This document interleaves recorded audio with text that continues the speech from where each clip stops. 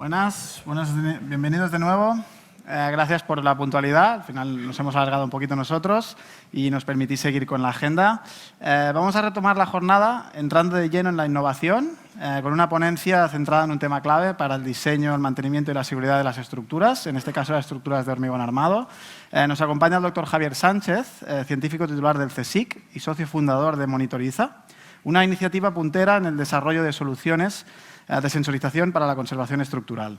Su experiencia combina investigación, aplicabilidad real y también una visión clara sobre qué papel juegan estos sensores en la monitorización, en la ingeniería actual. Doctor Sánchez, adelante.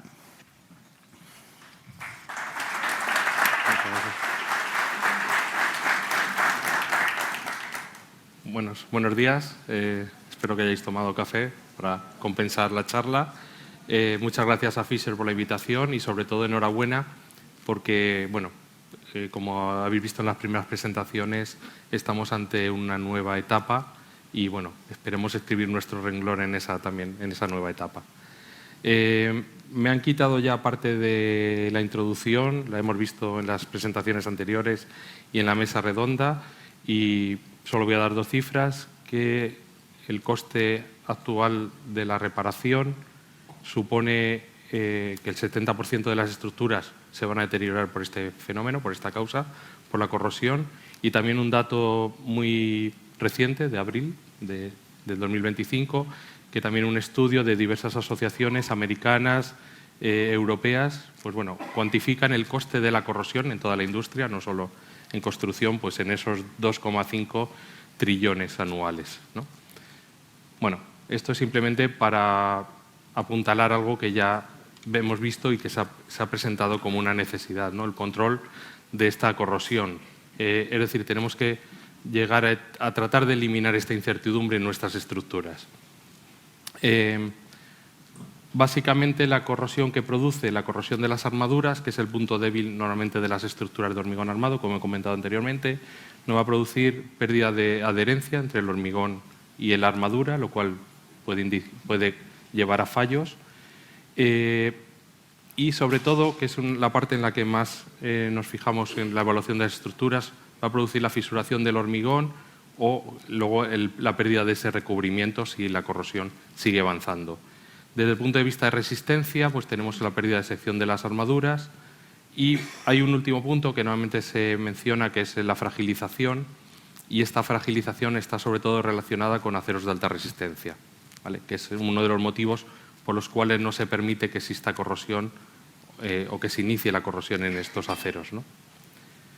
Este es desde el punto de vista de la durabilidad de las estructuras, podemos plantear un ciclo de vida útil de las estructuras desde la construcción, incluso antes, desde la concepción de la propia estructura, desde el proyecto, hasta toda la parte de mantenimiento.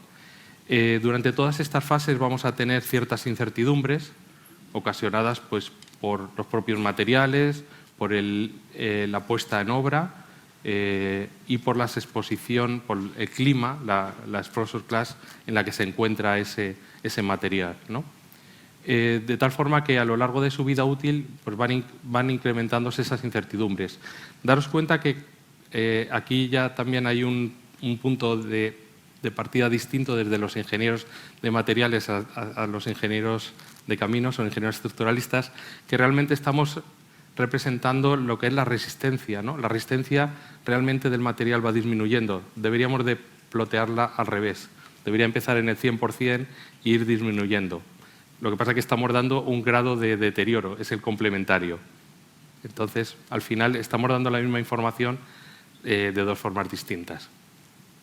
Pues esto nos lleva que si queremos eliminar esa incertidumbre durante toda la vida útil de la estructura, tenemos que controlar cuál es su estado, ¿no? Real, en qué momento está de su vida útil, ¿no? Si ha empezado la degradación, si no, con qué velocidad o en qué punto estamos de deterioro. Con lo cual, esto nos conduce a los nuevos códigos estructurales y eurocódigos, ya empiezan a plantear todo el tema del mantenimiento predictivo, etcétera. Luego vamos a tratar ya con datos de ver cómo estamos cuantificando eso en algún proyecto. Total, que al final nos encontramos en una estructura con una gran responsabilidad en la que muchas veces no hay ningún sensor. Llevándolo o haciendo la comparación con otras industrias, como por ejemplo el automóvil, que tiene miles de sensores, cualquier automóvil hoy en día, pues tenemos que llegar un poco pues, a ese compromiso, ¿no? de obtener información de la estructura ya que nos permita conocer cuál es su estado real. Y luego ya todo lo demás es integración, ¿no? Pues con lo que se ha comentado esta mañana de BIM, de blockchain o de inteligencia artificial. Pero ya es una inteligencia artificial que tenemos que adecuarla a nuestras estructuras. No estamos hablando de algo efímero o virtual, sino vamos a tratar de llevarlo a nuestro campo. Bueno, nosotros los datos que voy a presentar a continuación están basados en un método que está patentado y protegido en el CSIC, y a raíz de este nuevo desarrollo, de este nuevo método de medida, permite realizar la medida que hacemos en el laboratorio todos los días, por realizar esa medida en campo, y de tal forma que la reproducibilidad y la precisión de la medida es muy elevada. No tenemos pérdidas de señal y la precisión es muy alta. Entonces, dando este salto ya no tenemos que hacer evaluaciones puntuales, sino podemos tener toda la historia de la estructura y ver influencias de diversos factores.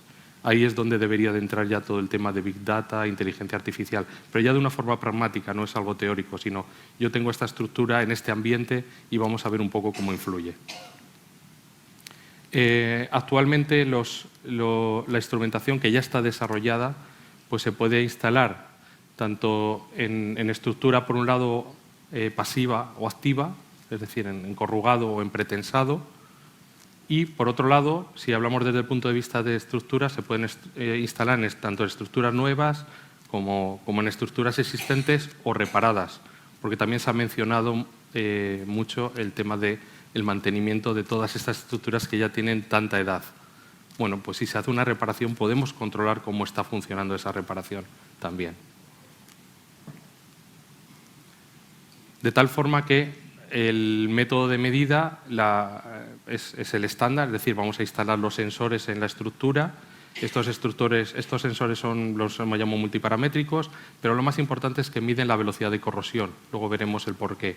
Pero nos dan además información del potencial de corrosión, de la resistividad del hormigón, que va a ser una calidad del hormigón y un estado de humedad de ese hormigón. Y, por supuesto, podemos medir la temperatura, que es un parámetro siempre interesante y bastante fácil de medir, con lo cual no nos conlleva. Todo este sistema está centralizado en una caja, toda la electrónica está centralizada en una caja, de tal forma que es más fácil sustituir electrónica. Y de los sensores tenemos ya datos de más de 30 años de vida de sensores, seguimos midiéndolos, con lo cual se pretende que el sensor sea igual de robusto que la estructura.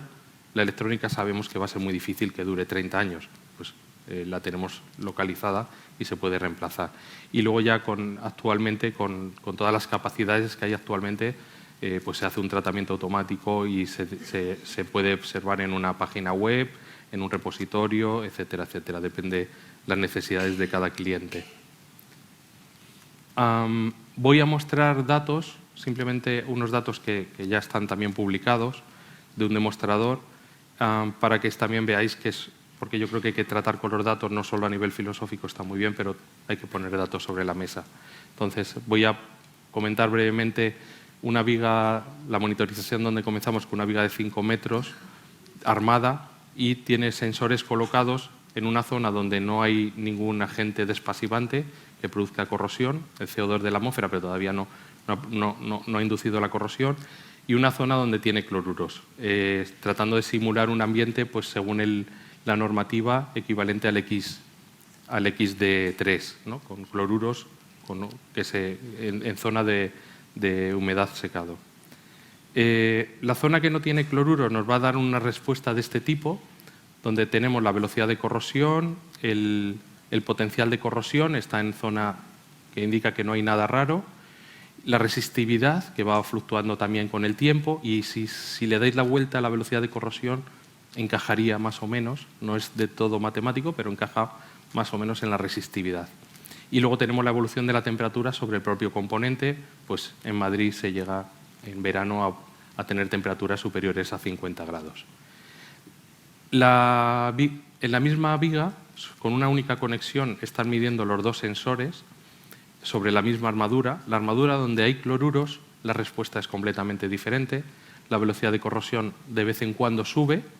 El potencial de corrosión nos dice que hay algún proceso de corrosión, pero es algo cualitativo, que hay que cuantificarlo con la propia velocidad de corrosión. Y la resistividad vuelve a ser otra vez complementaria a esa velocidad de corrosión. La temperatura es similar porque están en la misma viga y los dos sensores están separados un par de metros. También tenemos hecho un demostrador con tendones. De hecho, fue un tendón suministrado por Adif de una obra real que se cortó y tiene 1,5 metros de longitud. Colocamos sensores y en el caso del tendón es un sistema cerrado donde añadimos agua. Tapamos una parte y le añadimos agua por la otra y vemos su respuesta. Las 2 veces que probamos, porque luego ya le dejamos en la intemperie, cuando se le aporta el agua es cuando se ve esa respuesta. La respuesta de la velocidad de corrosión es brutal. La velocidad de corrosión siempre se da en escala logarítmica y veis que pues hay una respuesta de más de 2 órdenes de magnitud.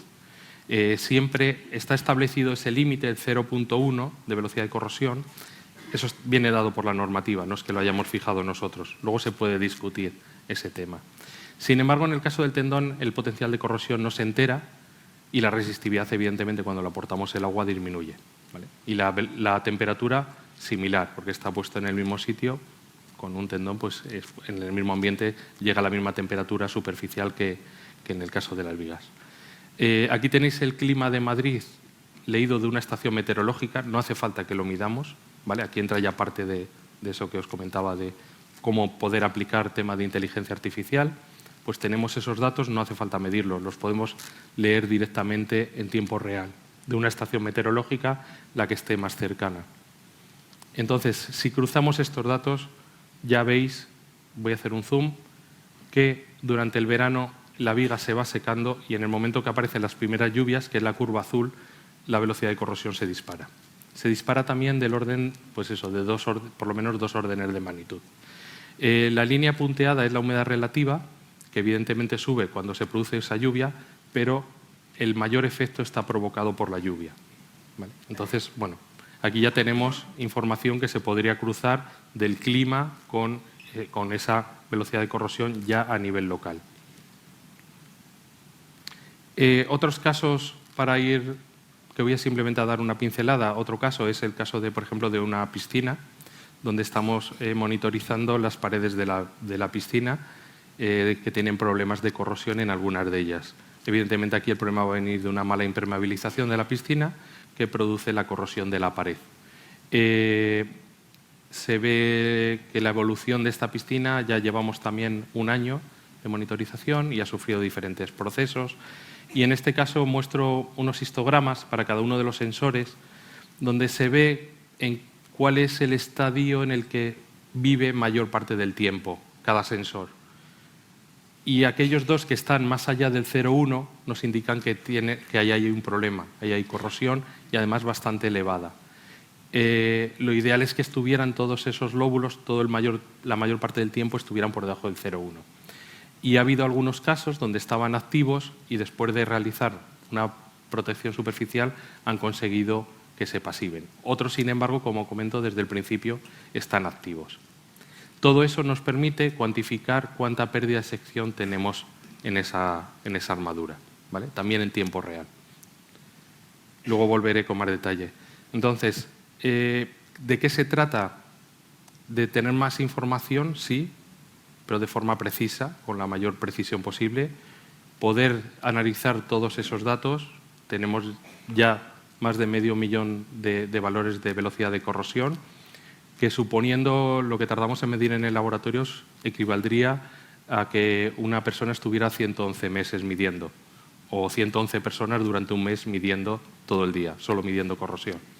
O sea que estamos también ante un cambio. Esto simplemente lo muestro para que también es un ejemplo más de un cambio en la forma de trabajar y de recibir esa información, pero que tiene que estar bien medida y focalizada con todos los datos que estamos obteniendo de la exposición y del ambiente en el que se encuentra esa medida. Volviendo un poco a ese diagrama de vida útil, como os digo, para los ingenieros darle la vuelta, tenemos que eliminar esa incertidumbre y podemos saber dónde estamos en cada momento. Si medimos la velocidad de corrosión en el tiempo, podemos cuantificar cuánta pérdida de sección estamos teniendo en nuestra armadura. Es muy sencillo, es la única fórmula que voy a poner y además así en pequeñito. Y también para los ingenieros es muy sencillo. La ecuación es cada 2 electrones que suelta el material perdemos un átomo de hierro. Esa es la velocidad de corrosión. Lo demás se puede explicar de muchas formas, pero lo único que tenemos que hacer es contar electrones. Entonces, vamos contando electrones y sabemos cuántos átomos perdemos. ¿Vale? Pues es lo que vamos haciendo. Es una integral. Vale, pues ya está. Tenemos la velocidad de corrosión instantánea, la corrosión en el tiempo, la vamos integrando y nos da la acumulada, que es la P-core, que son pérdidas en micras. Y luego ya toda esta pérdida de sección la podemos meter en un modelo de resistencia en cualquier, lo que se ha comentado antes, de gemelo digital, etcétera, etcétera. Pero ya podemos, sabiendo desde el principio cuál es la velocidad de corrosión o midiéndola, podemos saber en qué estado está la estructura de forma eliminando todas las incertidumbres, que es lo importante.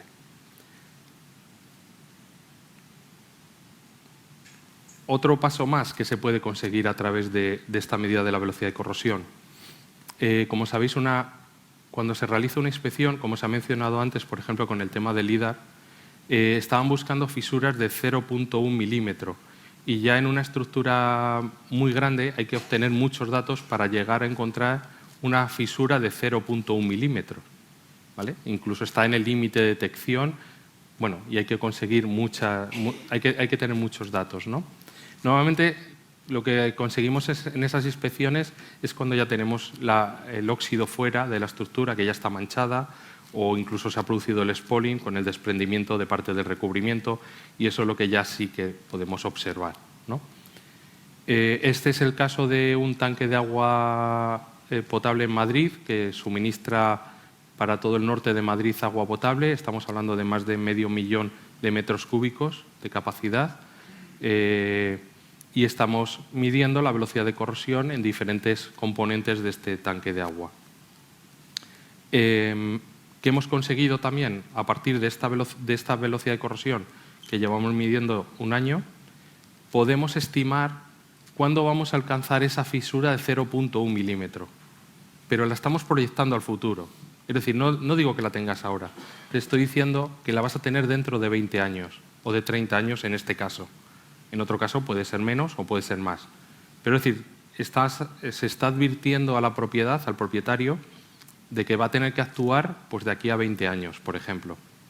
Esto es lo que estamos llamando realmente mantenimiento predictivo, ¿vale? Hay que fijar un estado límite que queremos no sobrepasar, como es el caso, por ejemplo, del ancho de fisura, que luego sabemos que nos va a acelerar la corrosión, pues es un momento de actuar, de reparar, de proteger. Y podemos predecirlo con mucho tiempo, ¿no? De antelación, y ver si luego, una vez realizada esa protección, con el mismo método se puede verificar si esa protección está siendo efectiva o no. Lo mismo, como os comentaba, para el tema de gemelos digitales. Esa información se puede trasladar, como se ha comentado esta mañana, a un gemelo digital donde se han eliminado ciertas incertidumbres porque la estructura ya está construida, pues eliminas ciertas incertidumbres y podemos incorporar estos datos ya incluso en tiempo real. En el tema del pretensado, bueno, habría que mirarlo, se ha hablado mucho, pero el tema del pretensado además aparecen otros fenómenos de corrosión, con lo cual el objetivo es tratar de evitar que aparezca corrosión en el pretensado, ¿no? Que detectar cuando se forma cuando aparece la primera corrosión y pararla. Y ya por último, aterrizando un poco lo que es la inteligencia artificial, combinado estas dos últimas diapositivas, pues ¿qué nos va a permitir? El tema de Big Data, inteligencia artificial, pues nos va a permitir correlacionar todas estas variables que vamos midiendo. Cuanta mayor precisión tengamos en la medida, menor incertidumbre vamos a tener en el modelo, ¿vale? Esto es un ejemplo que realicé hace poco, también donde se correlaciona la velocidad de corrosión pues con la resistividad y con la temperatura.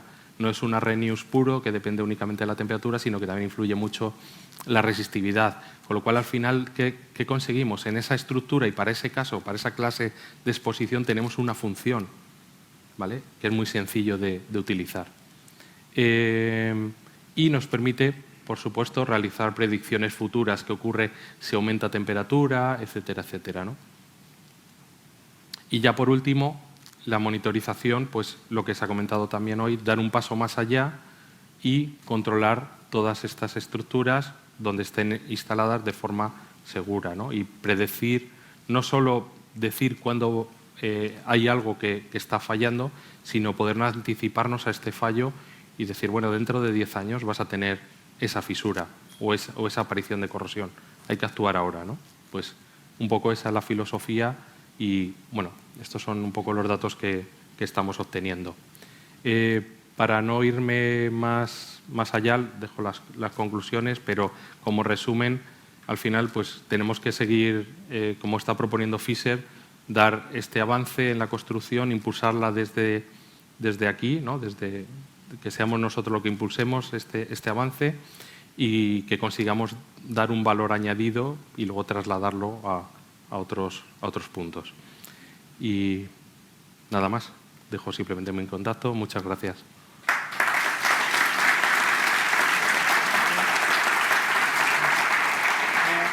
No sé si hay alguna pregunta del público para Javier.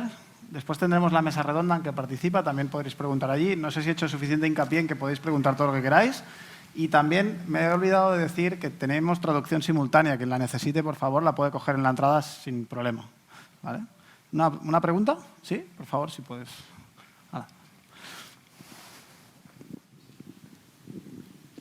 Gracias, buenos días. Jordi Camproví, de Avertis. Así como en los firmes hay modelos de deterioro que se calibran, pero hay un estándar ad hoc, digamos, que se puede utilizar ante una falta de datos, que sería el HDM4. Este último gráfico que has mostrado, la abertura de la fisura, en este caso, con la W en función del tiempo, ¿tenéis alguna publicación, alguna cosa? ¿Se está investigando? ¿Hay algunos, esto mismo que muestras aquí? Hay modelos detrás. Quiero decir, en función del diámetro de la armadura, del recubrimiento, del tipo de hormigón, puedes predecirlo ya. Hay bastantes modelos detrás de este. Y entonces, en función del grado de corrosión que tienes, puedes predecir cuál es el ancho de fisura. Y estableciendo ese límite de 0,1, pues sería el final del recubrimiento. Pero sí, hay bastantes modelos. Ya te estoy hablando, empezaron en los años 90, o sea que no, hay muchos modelos. Y al final convergen todos, incluso el código, el eurocódigo también da, si no recuerdo mal, también da un modelo, ¿vale?, de predicción de apertura de fisura en función del grado de corrosión, teniendo en cuenta estas geometrías. Tienes que tener en cuenta, es un poco geométrico, con el diámetro de armadura, el recubrimiento y el tipo de hormigón.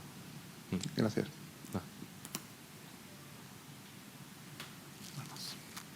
Vale, gracias, doctor Sánchez, por la exposición tan clara sobre la sensorización, cómo puede ayudarnos a anticipar y gestionar el envejecimiento de nuestras infraestructuras. Y precisamente en esa línea, sensorización, seguridad estructural, toma de decisiones basadas en datos, damos paso a la siguiente ponencia. Nos acompaña